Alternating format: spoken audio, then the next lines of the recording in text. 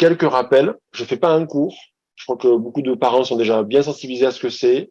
Souvent, moi, des parents qui sont balèzes dans les recherches de réponses, de reconnaissance, de prise en charge, de voilà, et de ce que ça génère comme difficulté à la maison. Donc, je vais pas vous remettre une couche, mais en tout cas, le TDAH, donc, c'est le trouble du déficit de l'attention. Et comme on l'a dit tout à l'heure dans la vidéo, c'est avec ou sans hyperactivité, impulsivité. Euh, bon, c'est un peu réducteur, mais c'est vraiment, on parle de difficulté de concentration, d'impulsivité, d'agitation psycho, donc psychique et motrice. Et là où du coup, aujourd'hui, j'interviendrai surtout par rapport à ça, c'est les répercussions importantes sur la vie quotidienne de l'enfant. Et dans la vie quotidienne de l'enfant, il y a, on a parlé de l'école, des relations sociales et aussi du coup des relations intrafamiliales. On peut passer. Donc avec le TDA, si on enlève le H, donc si on rajoute le H, donc on parle de l'impulsivité et de l'hyperactivité. En fait, c'est un trouble de l'inhibition. C'est vraiment quelque chose où la difficulté du jeune à se contenir, à se réguler. Et donc, par exemple, là, on voit un jeune qui a du mal à arrêter un geste qui est spontané, une pensée qui arrive, faut que ça sorte, faut que ça arrive. Donc, c'est quelque chose qui déborde, c'est quelque chose qui ne peut pas maîtriser. Et c'est pas juste un enfant qui va prendre de la place parce que il veut se mettre en avant, parce que c'est un enfant qui veut être le roi à la maison. On est loin de ça. Il y a vraiment des difficultés pour se contrôler, se réguler, donc par les gestes et par la pensée. C'est pour ça vraiment psycho et moteur. Bon, pour voir un peu ce que me racontent un peu les parents à la maison, c'est des enfants qui sont tout le temps en mouvement, qui touchent à tout, qui sortent plein de jouets mais qui rangent pas, ils passent d'une activité à une autre, ça va très très très vite. La parole arrive, donc on coupe la parole parce qu'on ne se rend pas compte de ce qui se fait déjà là dans son environnement, des parents qui parlent ensemble, le frère qui est en train de faire quelque chose. Non, non, il faut qu'il coupe, il faut que ça sorte. Et dans les pensées et les idées, c'est vraiment passer d'une idée à une autre, des fois sans fil rouge. On dit passer du coq à l'âne. Ça va très très vite dans la tête et du coup ça sort très vite. Tester les limites, c'est pas forcément un enfant qui va à, à tout prix provoquer le parent et le faire péter un plomb. C'est vraiment quelque chose de dans la sensibilité de l'enfant, c'est vraiment quelque chose qui va venir vérifier, tester. Quand il teste la réaction du parent, ou quand le parent dit non, ou quand l'enfant sent que c'est pas possible parce qu'il n'y a pas tout de suite ce qu'il veut ou ce dont il a besoin, eh bien, il y a l'agressivité qui peut arriver et des émotions très fortes. Et dans les émotions, eh bien, chez moi, par exemple, ma colère ou ma tristesse ou ma joie, elle va durer 20 minutes et puis ça va retomber. Et donc, il y a une montée progressive qui est plutôt organisée et qui a une raison à déclencher cette émotion-là. Il y a un pic, ça ira pas plus haut et puis ça retombe. Voilà. Et puis, je peux même cumuler des fois des émotions différentes. Et puis, mon émotion, elle va pas durer toute la journée.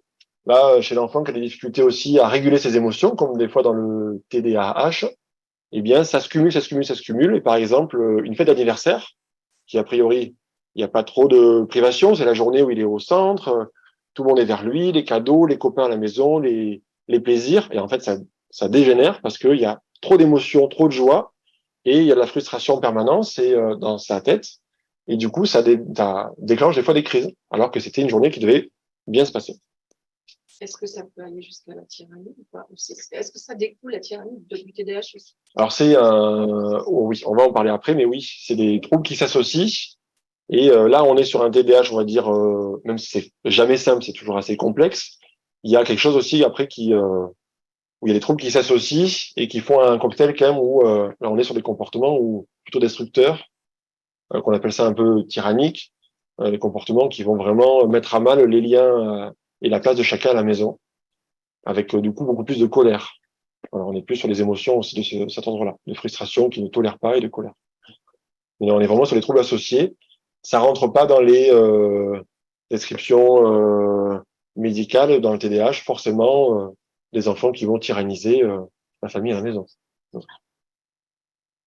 Euh, à l'école, bon là on l'a vu hein, chez Pauline, des difficultés à rester assis, ça fait du bruit, ça prend la parole, et du coup ça peut agacer les élèves, les camarades et aussi la maîtresse ou le maître.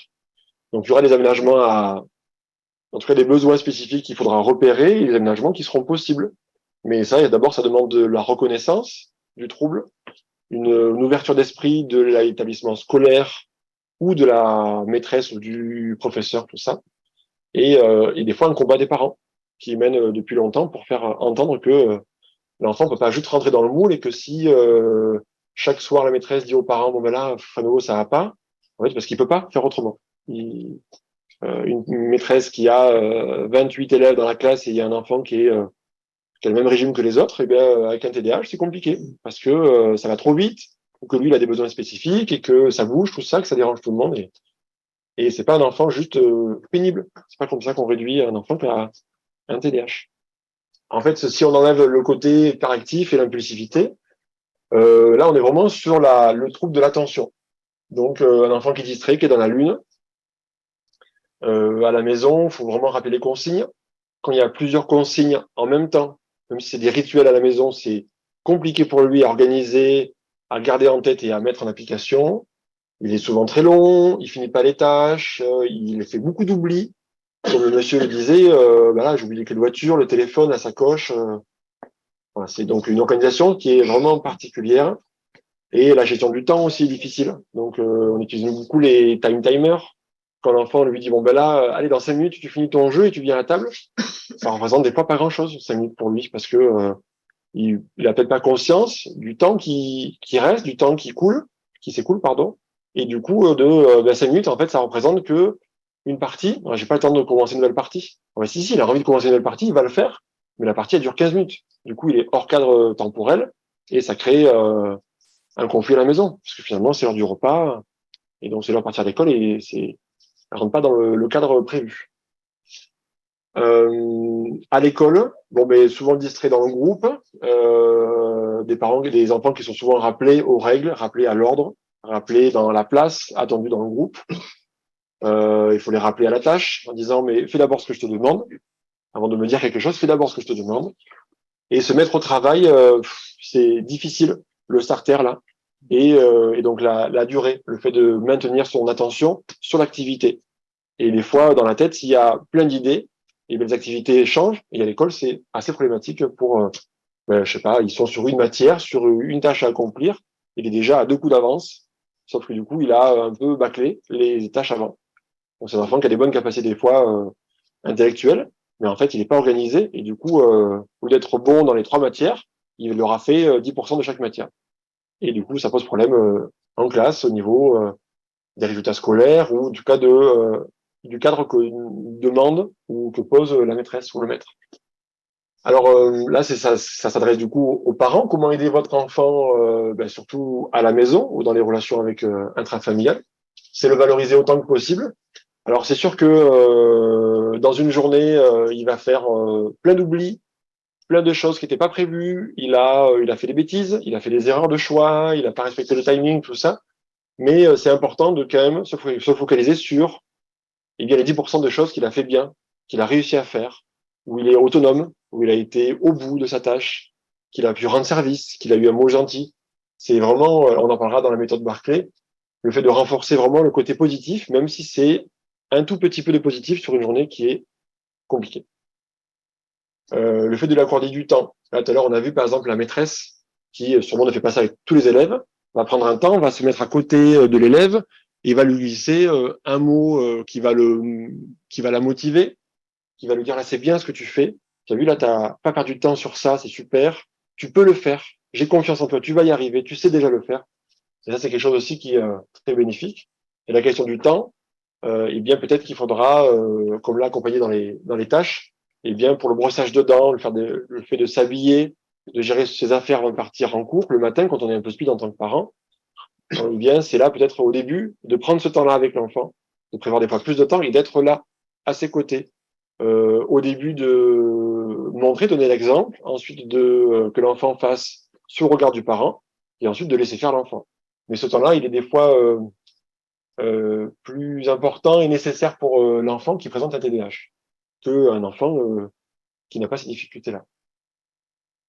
Donc, par rapport aux exigences, si justement en tant que parent, mais comme aussi à l'école et en tant que moi professionnel par exemple, si on reconnaît vraiment les difficultés et les besoins spécifiques du jeune et le fait qu'il a du mal à se contrôler, que c'est pas quelque chose où il manipule le lien à l'autre, il fait ce qu'il veut, il fait des caprices, tout ça. Et bien du coup, on se dit bon, ça, si j'ai cette demande-là, cette exigence auprès de mon enfant, elle est peut-être trop haute.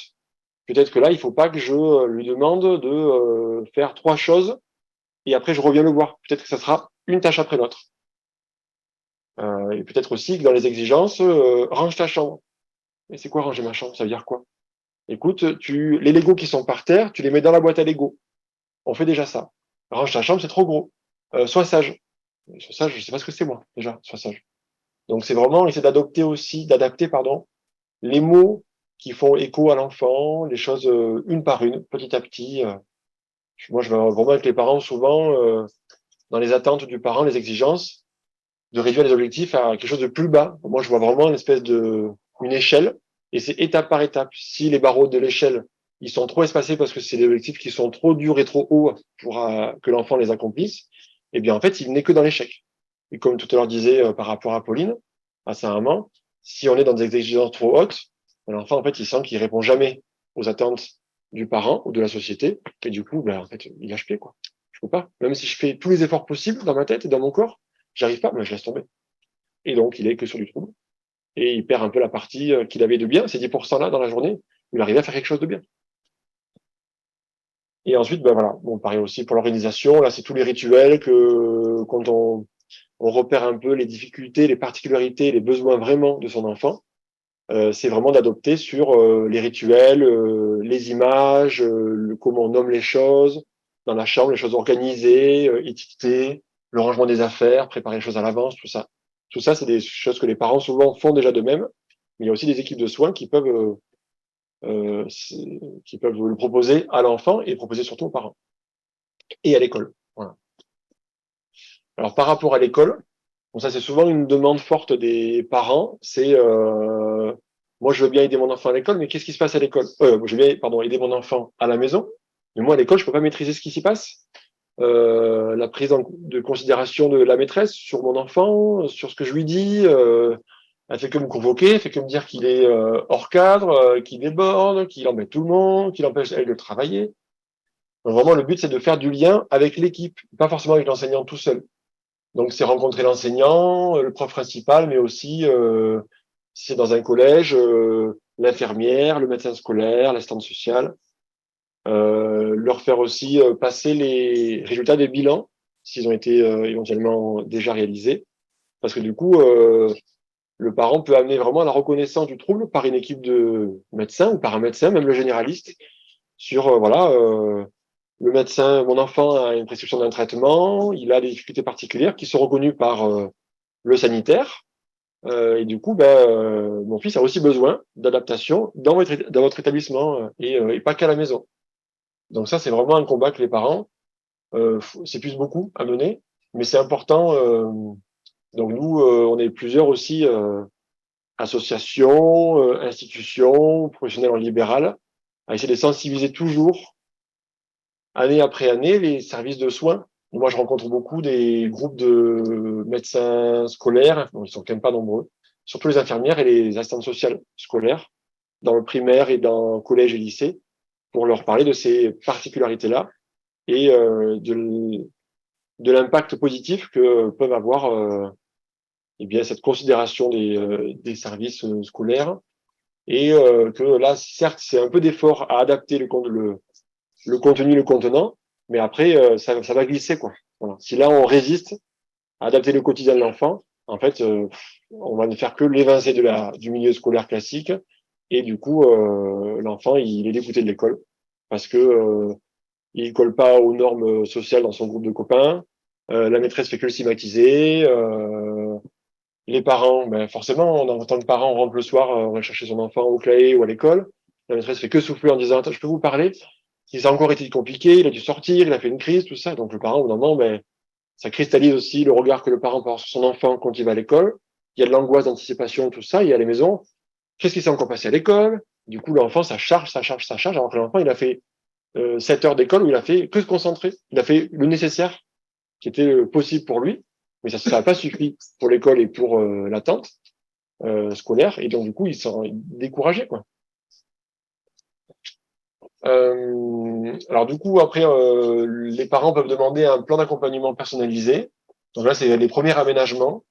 Et si c'est pas suffisant, quand le parent a rempli et obtient une reconnaissance par un dossier MDPH, donc Maison départementale pour les personnes handicapées, il y a vraiment un projet personnalisé de scolarisation qui est là beaucoup plus adapté pour les enfants qui présentent un TDAH. Alors le dossier MDPH, c'est certaines barrières aussi qui sont difficiles à franchir pour les parents, et il faut pas hésiter à se rapprocher de professionnels ou d'associations ou de services de la commune qui aident les parents à le remplir. Parce que c'est des parties qu'on comprend pas, il y a trop de choses à fournir, c'est des noms qui sortent du chapeau, je sais pas d'où ça vient, et les parents souvent ont du mal parce que c'est disent mais là c'est hors de portée pour nous, et sauf qu'en fait c'est vraiment une porte qui s'ouvre à la reconnaissance des troubles de l'enfant et surtout à l'aménagement du quotidien de l'enfant et aussi à l'aide financière, à plein de choses. Dans les aménagements à la scolarité pour l'enfant, il y a aussi les anciennes AVS, c'est maintenant AESH, c'est les auxiliaires de vie scolaire, c'est une personne qui vient aider l'enfant. Alors à l'époque, c'était beaucoup d'AVS, enfin de personnes qui étaient uniquement là pour un enfant sur certains temps de l'école. Et maintenant, et ça c'est de plus en plus, où c'est des personnes qui sont là, qui sont mutualisées. Où il y a une personne qui va être là pour la classe, pour plusieurs élèves. Alors il en manque beaucoup. C'est malheureux, mais il en manque beaucoup. Mais c'est quelque chose quand même qui peut beaucoup aider l'enfant et l'enseignant, parce que du coup, il y a vraiment un focus, une présence particulière, très sensible aux besoins de l'enfant, en classe, qui permet du coup que l'enfant suive, de pas toujours couper la parole à la maîtresse, et la maîtresse du coup d'avoir aussi moins de stress et d'appréhension et de jugement sur l'accueil, la scolarité de l'enfant. Tout à l'heure, du coup, je parlais d'aide aussi financière on en a parlé déjà dans la vidéo, pour financer certaines prises en charge. Ça s'appelle l'allocation d'éducation enfants handicapés, l'AEH. Euh, et ça, c'est aussi quelque chose que le deuxième DPH peut apporter aux parents. Et ensuite, le matériel pédagogique adapté. Donc, il y a des ordinateurs, là, la chaise, le bureau avec le vélo dessous, des choses qui coûtent très cher, dont ne bénéficient pas les écoles ordinaires. Il faut vraiment se doter de matériel spécifique, mais ils ont leur place, ces matériels-là, et il ne faut pas hésiter du coup, dans le dossier MDPH, à le mettre en avant. Donc là, encore une fois, les parents peuvent se faire aider sur qu'est-ce qu'on met dans le dossier MDPH, quelle est la priorité aujourd'hui pour mon enfant, et chacun a sa partie. Le médecin, moi-même, je suis médecin généraliste, l'assistante sociale du collège ou du secteur où habite la famille. L'infirmière scolaire peut aussi aider. Voilà. Alors, moi, ma place aujourd'hui, c'était surtout pour parler de la guidance parentale. C'était un peu la porte d'entrée dans mes liens avec les associations de parents. C'est vraiment repérer un peu les impacts, ce qui génère un peu à la maison le TDAH dans les interactions familiales. Et du coup, l'intérêt aussi que les parents puissent être accompagnés, puissent être soutenus, être reconnus dans leur souffrance. Et c'est surtout pour ça que je fais ce travail. Je fais ce métier. Donc le TDAH, donc ça affecte beaucoup l'interaction de l'enfant vis-à-vis de la famille, autant avec les parents qu'avec la fratrie. Donc il y a vraiment un niveau de stress important que les parents expriment et vivent dans leur rôle parental, avec vraiment un sentiment des fois d'incapacité à modifier les choses, on se questionne sur est-ce que c'est ma faute, surtout quand on a des retours du monde extérieur sur est-ce que c'est moi qui ai mal éduqué mon enfant, comment on me le renvoie, est-ce que je fais quelque chose qu'il faut pas, que je fais trop, je me sens des fois coupable aussi de pas y arriver parce que pourquoi l'autre enfant va bien et pas celui-là, ça bouleverse aussi les liens d'amour, plein de choses dans la famille, parce que des fois on décrivent des parents. Et donc, ça, c'est quelque chose qui est reconnu et c'est aussi pour ça que On ne peut pas juste accompagner l'enfant qui présente un TDAH. Donc, le traitement médicamenteux dans le TDAH pour l'enfant, tout ça, il est reconnu. Ça marche pour beaucoup d'enfants, pas pour tous, il l'a dit tout à l'heure le monsieur à l'oral. Mais quand ça fonctionne, il y a vraiment un impact positif chez l'enfant, mais ça suffit pas non plus. On peut pas tout miser sur un traitement, une prise en charge psychomote, habilité sociale, tout ça. Il y a aussi des interactions familiales qu'on peut adapter, qu'on peut consolider et surtout qu'on peut changer, parce qu'il y a des choses aussi qui sont cristallisées, qui sont problématiques à la maison pour la famille.